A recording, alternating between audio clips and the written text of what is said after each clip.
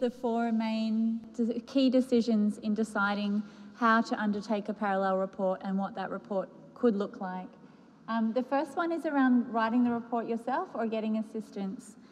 Preparing a parallel report can be quite an extensive process. Some of the issues are quite technical and they take a lot of resources and a lot of background information to be able to answer them. So we really feel that if possible, it's great to look for partners who can support you. There's a lot of academic networks and lawyer networks who are willing to offer assistance pro bono, and we encourage you to really explore that option and to take it up where possible. The second key consideration is around which articles you actually look at. Do you review them all? Or do you select some key articles that you're going to review? To try and help out a little in addressing some of the key articles, we've selected a list of 8 of what we consider to be the highest priority: foreign bribery, embezzlement, money laundering, liability of legal persons, protection of witnesses, etc. Of course, though, we'd really encourage you to tailor that to your country context. So if there's something that's really particular to your country, that's a huge problem, by all means, that's what you should be focusing on. The third key consideration that I wanted to look at was the tool for gathering the data. The TI Parallel Questionnaire covers some of the things that are included in the official process, but certainly has a slightly different focus in other areas. And of course, we finish off with some recommendations for priority action in your country.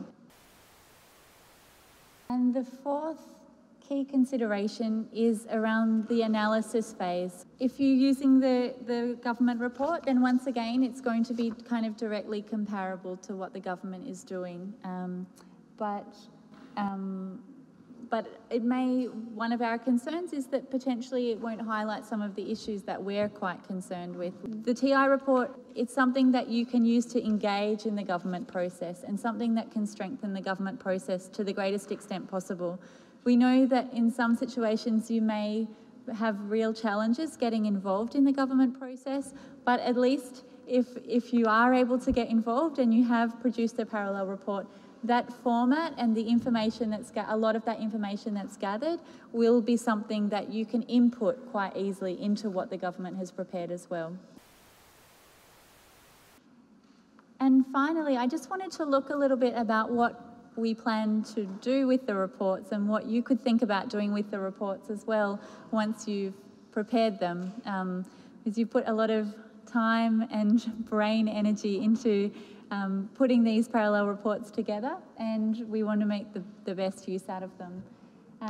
So your individual country reports, we hope to submit them at the Implementation Review Group meeting. It would be a really great chance to showcase what individual countries have done.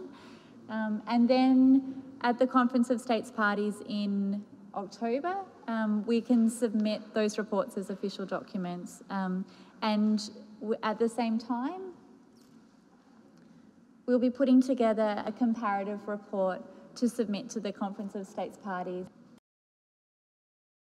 After a country's review is completed and its report is submitted, so what we really encourage civil society to do is to monitor those recommendations that are made and see if there's any action being taken to achieve those recommendations.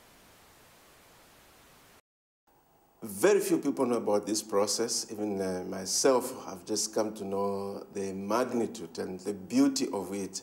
And so I'm just so excited about exposing it, especially to people who are most affected by corruption, people living in poverty, who have bad roads, who are not going to school.